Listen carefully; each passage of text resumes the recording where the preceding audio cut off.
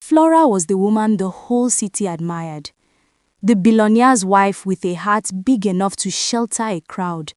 The same woman whose giveaways went viral, whose donations saved lives, and whose kindness was the talk of every street.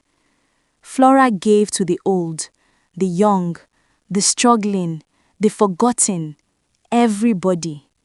Everybody except one person.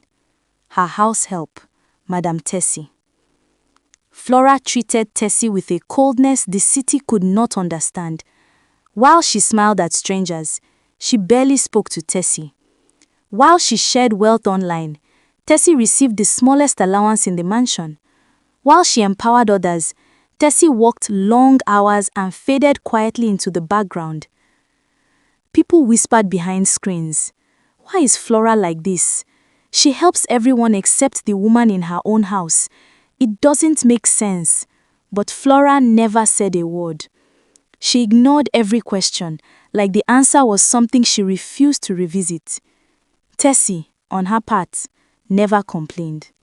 She simply bowed her head and walked. And sometimes, in moments she thought no one was watching, she looked at Flora with a mixture of fear, shame, and something like regret. No one understood that look, not even the workers in the mansion. Dr. Victor, Flora's husband, didn't interfere.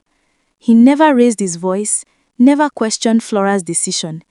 He simply watched everything quietly, as if he knew a story that wasn't his to tell. Some nights, Flora sat alone in her study, staring at an old necklace she kept hidden in a drawer, and each time she touched it, her expression changed from grace to something darker. Because behind her silence, behind her coldness, behind her refusal to help Tessie, was a truth she knew the world would never believe. And Tessie, she lived with that truth every day.